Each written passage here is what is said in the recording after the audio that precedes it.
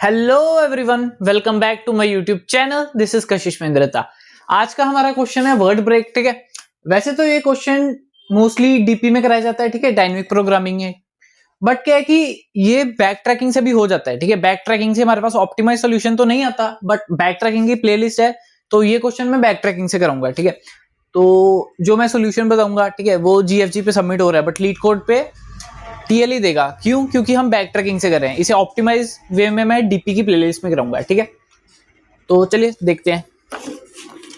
Question है हमारा कि जैसे हमारे पास एक स्ट्रिंग दी हुई है हेवन। ठीक है, हमें क्या है कि मान लो कि ये हमारे पास डिक्शनरी दी है। मैं दो एग्जांपल लूंगा, उसके लिए पहले में ये यूज करूंगा, सेकंड में ये। ठीक है, अब क्या है कि मेरे को क्या करना है कि हेवन को स्प्लिट करना है सच दैट जितने पार्ट्स में मैं स्प्लिट करूँ ना, वो सारे पार्ट्स मेरे को इधर मिल जाएं। ठीक है, अगर मैं हेवन को ऐसे स्प्लिट करूँ, एच ई फिर ए फिर वी ई एन। ठीक है, मैं तीन पार्ट्स में हेवन को स्प्लिट किया है। ठीक है, तो ये तीनों पार्ट्स मेरे को इधर मिल जाएंगे। ठीक है, तो ये मेरा ट्रू है कि हाँ मैं इसे स्प्लिट कर सकता हूं।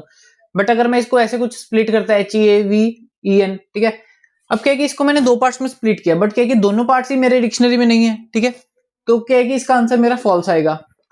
तो यही मेरे को बताना है कि मैं कैसे फाइंड करूंगा। अब ध्यान से देखो, अब जैसे मेरे पास हेवन है, ठीक है, तो मेरे पास फर्स्ट एलिमेंट पे चॉइस है ना। ठीक है, मैं कहेगी टू पॉइंटर्स अप्रोच लूंगा, मतलब लेट से दो पॉइंटर है मेरा आई एंड जे। ठीक है, अब क्या है कि यहां पे मेरे पास दो चॉइसेस हैं। ठीक है, पहली चीज तो क्या है कि मैं क्या है कि स्ट्रिंग चेक करूंगा आई से जे तक। ठीक है, मैं देखूंगा कि आई से जे तक क्या मेरा डिक्शनरी में है। ठीक है, अब देखो पहली जब ये सबसे पहले होगा, सबसे पहले आई जे मेरा 0 पे है। ठीक है, तो एच में देखूंगा, एच मेरा स्ट्रिंग में है। मैं अभी ये एग्जांपल ले रहा हूँ। ठीक है, साइमल्टेनियसली दोनों से बताऊंगा। ठीक है, अब मैं क्या कि ये वाली एग्जांपल ले रहा हूँ, मैंने देखा एच डिक्शनरी में नहीं है कहीं भी। ठीक है, तो मेरे को क्या है कि आगे बढ़ना होगा, इस स्ट्रिंग को बढ़ाना होगा। ठीक है, अब स्ट्रिंग में अकेला एच है। ठीक है, आई जे मतलब क्या है कि ये वाली स्ट्रिंग लेना, अब स्ट्रिंग में अकेला एच है, तो फिर मैं ये अगर नहीं है तो मैं इसको ऐड करना ही पड़ेगा। तो मतलब क्या है कि इसका मतलब क्या है कि स्ट्रिंग आई जे फाउंड, इसका मतलब है कि स्ट्रिंग आई से जे तक नॉट फाउंड। अगर तो मेरा string I J not found है, ठीक है, तो मेरे को जे को एक बढ़ाना होगा। ठीक है, तो मैं इधर क्या कर दूंगा, H E A V E N, H I तो वही रहा, जे एक बढ़ा दिया। ठीक है, अब क्या, सॉरी, बढ़ाने के बाद ई पे जाएगा। अब क्या है कि मैं सर्च करूंगा ई पे। ठीक है, एच ई पे, एच ई पे जब मैंने देखा तो मेरे को पता चला कि एच ही मेरा डिक्शनरी में तो है। ठीक है, तो मैं क्या है कि इसको तोड़ देता हूं। तो मैं क्या है कि दो पार्ट्स में स्प्लिट कर दिया, H E and A V E N. ठीक है, बट ये जरूरी नहीं है कि मेरा स्प्लिट करने से आंसर आए ही आए। मान लो कि इसमें मेरा एच ई भी होता, ठीक है, तो मैं डिक्शनरी अब टू कंसिडर कर रहा हूं। ठीक है, मान लो कि मेरा एच ई मेरा आ गया। ठीक है, अब क्या है कि मैंने एच ई स्प्लिट कर दिया, बाद में देखो मेरा ए वी ई एन वो मेरा इस डिक्शनरी में नहीं है, तो इससे मेरा आंसर आएगा कि ये स्प्लिट नहीं कर सकते टू पार्ट्स में। बट मैं इसे ऐसे तो स्प्लिट कर सकता था, H E A V E N. मेरा कहने का मतलब है कि अगर मेरा कोई वर्ड डिक्शनरी में मिल जाता है, तो मैं ये नहीं एश्योर कर सकता कि बाकी सारे मिल जाएंगे। मतलब क्या है कि मेरे को एक पार्ट में क्या करना है कि अगर यहां पे मेरे को स्प्लिट कर सकता हूं मैं, अगर मेरे को ये पार्ट मिल गया तो दूसरे पार्ट में मैं सिर्फ ये चेक करूंगा, नहीं तो मैं क्या है कि इसी स्ट्रिंग को भी बढ़ाता जाऊंगा। मतलब I can't be greedy here कि मेरे को एक पार्ट मिल गया तो रेस्ट पार्ट फाइंड करो। मेरे को एक पार्ट मिल गया तो वो आंसर हो सकता है, बट मैं उसी पार्ट को एक बार बढ़ाऊंगा भी, मेरे को दोनों चीजें चेक करनी होगी। ठीक है, तो अगर नहीं मिलता तो मेरे को तो एच ई ए तो जाना ही था। ठीक है, अगर मेरा एच ई इधर नहीं होता तो मेरे को एच ई ए के लिए चेक करना था। इसके इस अगर मिल गया तो मेरे को दोनों चेक करने होंगे कि क्या मेरा ये सॉल्यूशन बन रहा है कि क्या मेरा ये सॉल्यूशन बन रहा है। ठीक है, तो मतलब क्या है कि मेरे पास टू चॉइसेस है।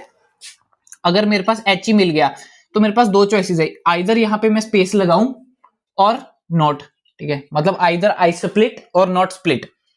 तो मतलब क्या है कि मेरे को दोनों के लिए चेक करना होगा कि अगर मेरा अब एच ई मेरा फाउंड तो हो गया, तो अब मेरे को आई कांट डिसाइड हियर कि मेरे को स्प्लिट करने के नहीं, मेरे को दोनों चेक करना होगा, एक बार स्प्लिट करके एक बार नहीं स्प्लिट करके। तो अगर मैं इसे स्प्लिट करता हूं, इधर क्या है कि नॉट स्प्लिट, ये तो था ही केस की नॉट स्प्लिट का, ठीक है। अब हाँ ठीक है, अब ये है कि मैंने मैंने इधर स्प्लिट किया, नॉट स्प्लिट किया, एच ई मेरा फाउंड हो गया, तो मेरे को स्प्लिट किया। अगर मैं स्प्लिट करूंगा इसका मतलब क्या है कि जैसे मेरा H E A V E N था, तो मेरा एच ई मिल गया, तो अब क्या है कि मेरे को इस स्ट्रिंग को छोड़ देना है, अब मेरे को सिर्फ अगली स्ट्रिंग देखना है। तो मैं क्या है कि यहां से स्टार्ट कर दूंगा, अब दोनों पॉइंटर मेरे इधर हो जाएंगे। तो अगर स्प्लिट करूंगा तो मान लो कि ये फंक्शन है मेरा जे, आई जे रिप्रेजेंट्स कोऑर्डिनेट्स की दो पॉइंट्स, पॉइंटर कहां कहां पर है, और एक एन, और एक स्ट्रिंग, और एक डिक्शनरी, ठीक है। तो अगर तो मेरा फाउंड है तब भी यही जाएगा, ठीक है। अब क्या है कि मेरा, मैंने अगर स्प्लिट कर दिया तो मेरा जो आई था ना वो बन जाएगा जे प्लस वन, और जो जे था वो भी बन जाएगा जे प्लस वन, ठीक है। अब मैंने इधर से स्प्लिट किया, तो अगर मेरी जितनी भी स्ट्रिंग थी H A V E N, ठीक है, अगर मेरा आई जे यहाँ पे होता, तो अगर मेरी ये स्ट्रिंग काउंट की है मैंने, तो मेरी नेक्स्ट जो थी वो दोनों ई से स्टार्ट होगी, ठीक है। तो मतलब क्या है कि दोनों बढ़ गए, बाकी सब सेम रहेगा। बट अगर मैंने स्प्लिट नहीं की तो जो मेरे पैरामीटर्स हैं वो मेरे क्या बन जाएंगे, आई तो वैसे का वैसे ही रहेगा। तो अगर मैंने एच ई को नहीं यूज किया, मैं इसके साथ एक और करेक्टर जोड़ना चाहता हूं, तो मेरा क्या है कि नया केस मेरा ये बन गया, ठीक है। तो इधर क्या है कि आई से जे प्लस वन आ जाएगा, बाकी सारे सेम रहेंगे, ठीक है। तो ऐसे कर करके मैं चेक करूंगा। अब बेस केस देख लेते हैं, बेस केस क्या बनेगा मेरा। मान लो कि पहले मेरी ये कंडीशन थी H E A V E N, ठीक है। तो मैंने क्या था, ए पे स्प्लिट किया तो मेरा बन गया वी ई एन, ठीक है, वी दोनों सेम थे। फिर मैं इसे आगे बढ़ाता गया तो मेरा ये चीज बना, वी ई नहीं है तो मैंने फिर बढ़ाया तो मैंने वी ई एन बना दिया, ठीक है। अब क्या है कि वी ई एन अगर फाउंड हो गया मेरा, ठीक है, मतलब क्या है कि ये मेरा लास्ट था डिक्शनरी, ये मेरा लास्ट वर्ड था जो मेरे को चेक करना था, ठीक है। अगर वी ई एन फाउंड हो गया तो मेरा आई भी बन जाएगा एन, जे भी बन जाएगा एन, ठीक है, क्योंकि ये एन माइनस वन इंडेक्स था। अब दोनों को आगे जाना है, ठीक है। अगर लास्ट वाला फाउंड हो गया मेरा, अब बट अगर लास्ट वाला वर्ड नहीं मिला, ठीक है, लास्ट वाला वर्ड डिक्शनरी में मेरे को नहीं मिला, मान लो कि अगर वी ई एन डिक्शनरी में नहीं होता, तो मेरा क्या है कि जे तो आगे बढ़ जाता, तो आई मेरा सम पोजीशन मतलब पीछे कहीं रह जाता, और जे मेरा आगे निकल जाता। तो इस केस में क्या है कि मैं कह सकता हूं कि we can't split this string such that उसमें डिक्शनरी के सारे वर्ड हो, क्योंकि लास्ट वर्ड तो मेरा कहीं आ ही नहीं रहा, इसमें देखो वी ई एन नहीं था। तो मैं क्या करूंगा, अगर मेरा आई सम पॉइंट पे है और जे इक्वल्स टू एन है, तो इसका मतलब क्या है कि नॉट फाउंड आ जाएगा। ये मेरी बेस कंडीशन आएगी। इसको चेक कैसे करूंगा, जे तो कॉमन है ना, तो मैं क्या करूंगा बेस कंडीशन में, अगर मेरा जे एन के इक्वल है तो मैं चेक करूंगा कि मेरा आई भी लास्ट तक पहुंचा कि नहीं। अगर मेरा आई भी लास्ट तक पहुंच गया, इसका मतलब है कि मैंने उसको अलग अलग पार्ट्स में डिवाइड कर दिए, और क्या कि सारे सारे करेक्टर्स कवर हो चुके हैं बीच में। तो इसका मतलब क्या है कि इसमें क्या कर दूंगा मैं, रिटर्न ट्रू, नहीं तो मैं क्या करूंगा रिटर्न फॉल्स, अगर आई किसी रैंडम पोजीशन पे है। आई किसी रैंडम पोजीशन का मतलब क्या है कि अगर मेरा आई इधर रह गया, जे एंड तक पहुंच गया, इसका मतलब क्या है कि पीछे वाली जो टर्म है वो तो मैंने स्प्लिट करके डिक्शनरी में फाइंड कर ली, बट ये वाली टर्म को मैं स्प्लिट नहीं कर पाया। तो ये मेरी बेस कंडीशन होगी। अब क्या है कि इसको एक बार अच्छे से लिख देता हूं, ठीक है, कि कैसे जाएगा सीक्वेंस, ठीक है। अब क्या है कि मेरा लेट्स सपोज फंक्शन है वर्ड ब्रेक, और उसमें मेरे 5 इंडेक्स थे, ये स्ट्रिंग एंड डिक्शनरी, ठीक है। अब क्या है कि यहां से दो ही चीजें थी, एक तो स्ट्रिंग वाली फाउंड, एक नॉट फाउंड। तो सबसे पहले नॉट फाउंड चेक कर लेते हैं, ठीक है, वो इजी रहता है। अगर मेरा आई से जे तक स्ट्रिंग फाउंड नहीं हुई,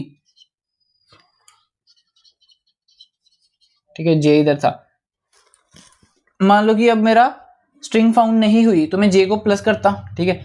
नॉट फाउंड तो मेरे को कॉल क्या करना था, I J plus one N S T R and dictionary. But अगर फाउंड हो गया तो भी मेरे को दो केस करने थे, कि मैं उसे स्प्लिट करूं या ना करूं, ठीक है। अब क्या है कि अगर मैं स्प्लिट करता हूं, सॉरी आई था जे प्लस वन था, ठीक है। बट अगर मैं स्प्लिट करता हूं तो मैंने क्या है कि स्प्लिट कर दिया तो मेरे दोनों j+1 बन जाएंगे, ये भी j+1 बन गया, n बन गया, str एंड डिक्शनरी। बट अगर मैं नहीं स्प्लिट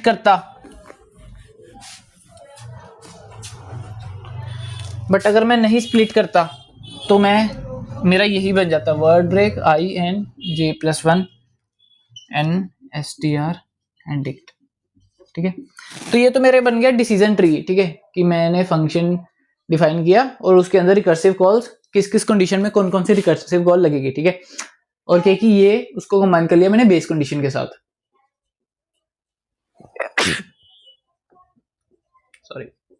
ठीक है, अब क्या है कि मैंने बेस कंडीशन के साथ जब रिकर्सिव कॉल को कंबाइन करूंगा, ठीक है, तो मेरा बैक ट्रैकिंग का सॉल्यूशन बन जाएगा। ठीक है, अब क्या है कि इसमें कुछ डिफिकल्ट नहीं है, मैंने बता दिया कि कैसे कैसे जाना है। ठीक है, नॉट फाउंड का कैसे फाइंड करूंगा मैं, फाइंड फंक्शन के साथ। ठीक है, अगर तो वेक्टर है तो मैं क्या करूंगा, फाइंड, अगर मेरे डिक्शनरी वेक्टर में होता तो मैं क्या कैसे करता, find dictionary dot begin dictionary dot and, और क्या कि उसमें मेरे को क्या फाइंड करना था, स्ट्रिंग फाइंड करनी थी बिटवीन आई एंड जे। तो आई एंड जे के बीच में स्ट्रिंग का मतलब है कि स्ट्रिंग उसका सब पार्ट आई से स्टार्ट होते होते जे पे खत्म हो रही थी ना स्ट्रिंग, तो इसकी लेंथ कितनी होगी, j-i+1। स्टार्ट कहां से हो रहा था, आई, तो यहाँ पे मेरे को दो पैरामीटर्स पास करने होते हैं, एक पोजीशन एक लेंथ। ठीक है, तो पोजीशन क्या है कि आई से स्टार्ट हो रही है, लेंथ क्या है कि j-i+1। ठीक है, अगर तो ये मेरी फाउंड हो जाती है, यहां से मैं देखूंगा कि फाउंड है कि नहीं फाउंड। ठीक है, या अगर मेरी फाउंड है, नॉट फाउंड तो मेरे को यही पार्ट जाना है, बट अगर फाउंड है तो मेरे को दो पार्ट्स में डिवाइड करना ही होगा। ठीक है, तो ये मैं देख लूंगा, और कुछ है नहीं इसमें कॉम्प्लेक्स। अब इसकी टाइम कॉम्प्लेक्सिटी डिस्कस कर लेते हैं। ठीक है, टाइम कॉम्प्लेक्सिटी हम डिस्कस करते हैं कि ज्यादा से ज्यादा क्या हो सकता है, अपर बाउंड। ठीक है, हो सकता है कि हर बार मेरा यही केस जाए। ठीक है, मतलब क्या है कि हो सकता है कि आई कोमा जे हर बार फाउंड हो जाए। ठीक है, कि जैसे मेरा हेवन है, तो पहले मैंने एच पे था, तो मैंने देखा कि एच फाउंड हो रहा है, तो मेरे को इसको दो पार्ट्स में स्प्लिट करना पड़ा। फिर मैं ई देखा, ई भी डिवाइड हो रहा है, तो मेरे को दो पार्ट्स में स्प्लिट करना पड़ा। तो मतलब क्या है कि पॉसिबल है कि मेरा हर बार फंक्शन को दो पार्ट्स में मेरे को कॉल करना पड़े। ठीक है, तो पॉसिबल है कि जो मेरा फंक्शन है वो हर बार दो फंक्शंस को कॉल करे। ठीक है, अगर तो नॉट फाउंड है तो मेरे को वो फंक्शन सिर्फ एक फंक्शन को कॉल करता, बट अगर फाउंड है तो मेरे को दोनों को कॉल करता। तो पॉसिबल है कि फंक्शन अपने दो एंसेस्टर्स को, दो डिसेंडेंट्स को कॉल करे। ठीक है, अब क्या है कि इसकी डेप्थ कितनी होगी, अब देखो हर एक केस में कॉमन क्या है, जे आगे बढ़ेगा ही बढ़ेगा। ठीक है, इसमें भी जे बढ़ रहा है, इसमें भी जे बढ़ रहा है, इसमें भी जे बढ़ रहा है। ठीक है, और खत्म कब होगा, जब जे एन तक पहुंच जाएगा। मतलब इनिशियली जे वैल्यू थी 0 और खत्म होगा जब जे की वैल्यू बन जाएगी n। ठीक है, तो हर बार जे की वैल्यू एक इंक्रीमेंट होती है। मतलब क्या है कि हाइट मेरी कितनी बनेगी, n+1। ठीक है, यहाँ 0 था, यहाँ 1 था, जहां n आ जाएगा वहां रिटर्न आ जाएगी। ठीक है, तो इसकी हाइट कितनी बन गई, n+1 हाइट बन गई। और क्या है कि हर बार दो पार्ट्स में स्प्लिट हो रहा है, तो इधर क्या है कि दो चाइल्ड हो जाएंगे। ठीक है, नेक्स्ट में इन दो के आगे दो, तो वो 2 स्क्वायर बन जाएगा, आगे आगे जाके लास्ट में 2 की पावर n+1 बन जाएगा। ठीक है, तो विच इज ऑफ 2 की पावर n। तो जितने चाइल्ड बनेंगे एंडली स्टेज में वही मेरा आंसर होगा। तो वही मेरी ऑफ 2 की power n, because I have to check of 2 की power n number of terms, ताकि मैं डिसीजन ले पाऊं। ठीक है, तो इसकी कॉम्प्लेक्सिटी होगी ऑफ 2 की पावर n। तो ये था वर्ड ब्रेक, इसका ऑप्टिमाइज सॉल्यूशन डिस्कस करेंगे जब मैं डीपी की प्लेलिस्ट करूंगा। ठीक है, मिलते हैं अगली वीडियो में।